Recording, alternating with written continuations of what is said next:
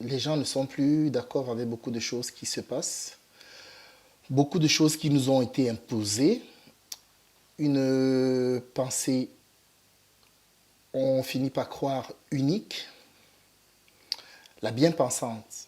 Ça dit que si je ne pense pas comme toi, soit je pense mal, soit tu penses mal. Donc, j'aimerais qu'on essaie de développer et qu'on réfléchisse, du moins, sur ce que c'est que le fait de penser. Penser tout simplement. Parce que ce qu'il faut savoir, c'est que pour pouvoir poser un acte, il faut déjà l'avoir pensé.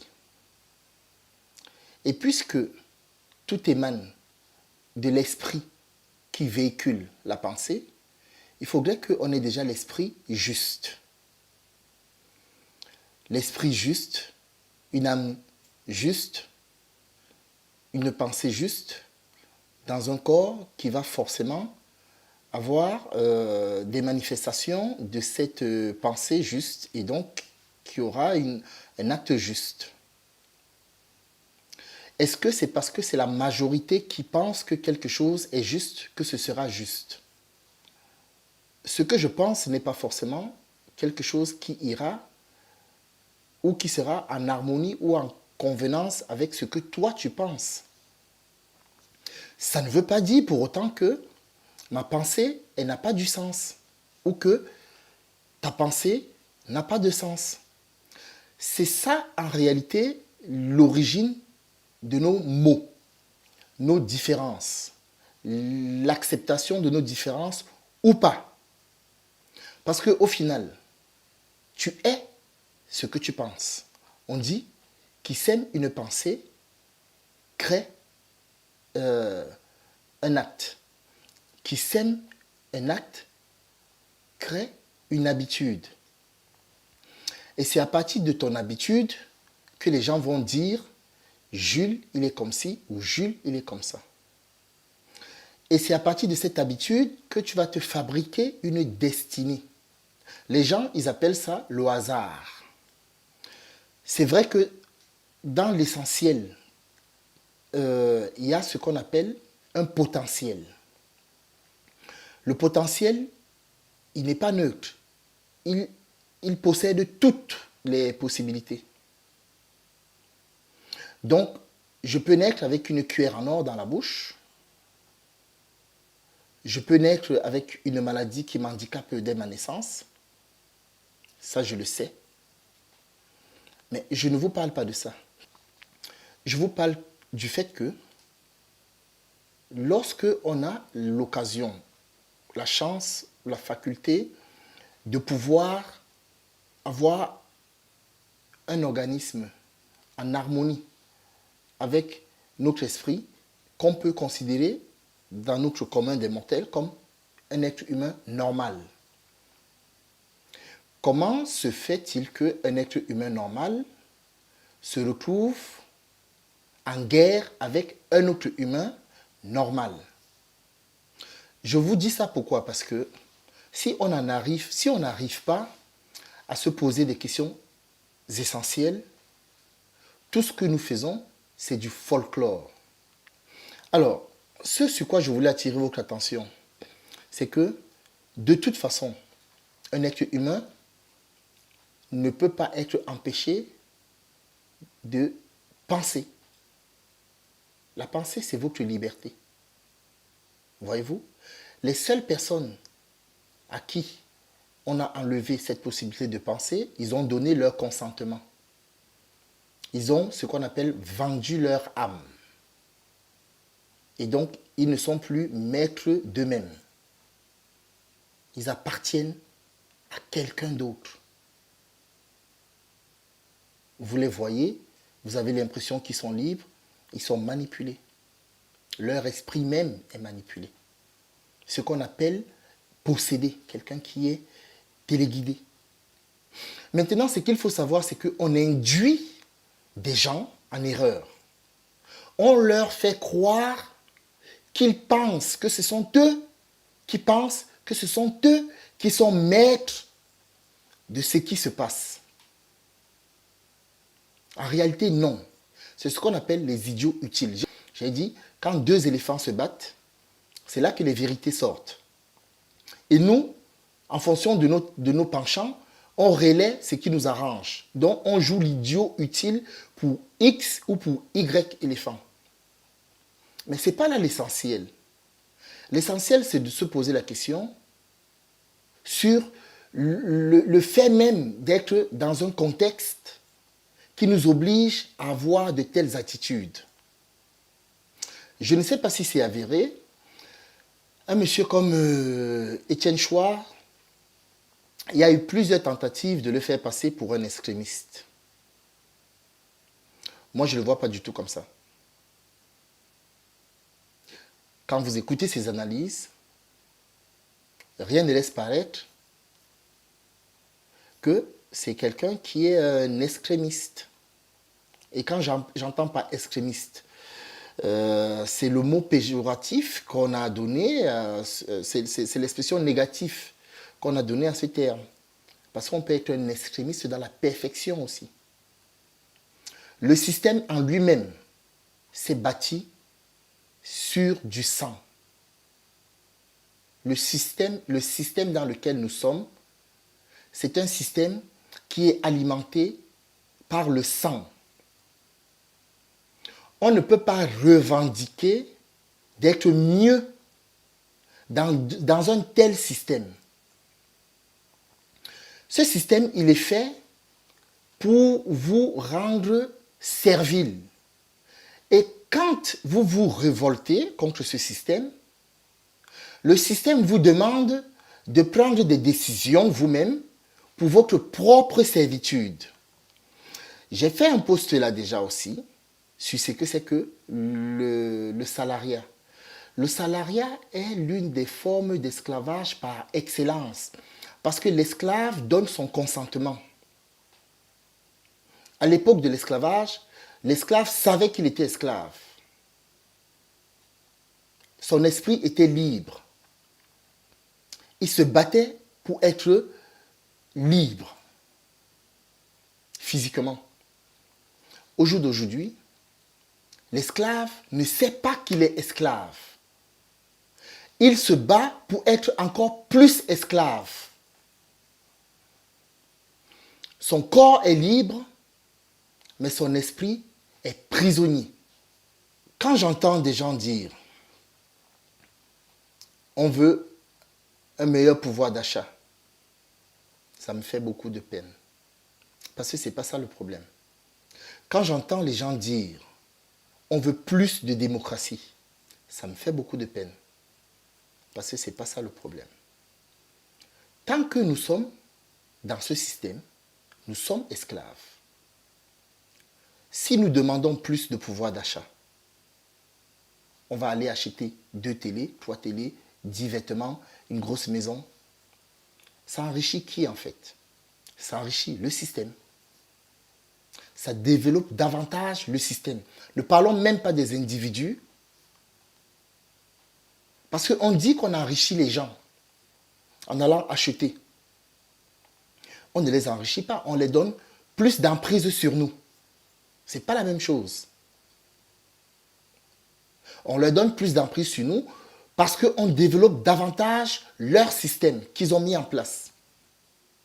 L'argent a éteint et étouffe cette flamme qui est en eux, à telle enseigne qu'ils ne savent même plus qui ils sont. Un être humain n'est pas fait pour aller en contradiction avec la nature. Un être humain n'est pas fait pour aller en contradiction avec les lois naturelles. Tout ce qui va en contradiction avec les lois naturelles, comment on appelle ça, occasionne un dysfonctionnement hormonal, glandulaire, qui se traduisent par l'anxiété, le malaise, les maladies, les fatigues, l'insatisfaction, le manque. Toute personne normalement constituée naît avec le discernement. Donc les gens qui décident de poser des actes malsains, effectivement, c'est par rapport à ces gens que nous devons prendre des décisions. Quand on est dans un système comme le capitalisme, on nous vend comme l'aboutissement du développement par excellence, et qu'on voit, quand on étudie le capitalisme, et on ne voit que le côté négatif du capitalisme, pourquoi est-ce que les gens persistent à vouloir rester dans ce système en pensant qu'ils seront mieux si on leur laisse à eux la possibilité de créer eux-mêmes leurs lois? Donc, en réalité, ce qu'il faut faire, moi, c'est ce que je pense, je peux me tromper. La première des choses qu'il faut faire, c'est de faire un travail sur soi-même. Si tout part de la cellule familiale et finit par se décentraliser, voyez-vous? Donc, le travail est individuel. Est-ce que vous pensez vraiment que les maux et les problèmes de la société, c'est l'argent, c'est le capitalisme, c'est plus de démocratie? Encore, c'est quoi la démocratie? C'est de ça dont j'étais en train de vous parler tout à l'heure. Si la démocratie, c'est la dictature, je dis bien une dictature, de la majorité à la minorité, ça veut dire que l'expression même qu'on a utilisée pour définir la démocratie n'est pas juste. Le travail doit être fait sur soi-même pour avoir un esprit équilibré, donc juste, duquel va émaner des pensées justes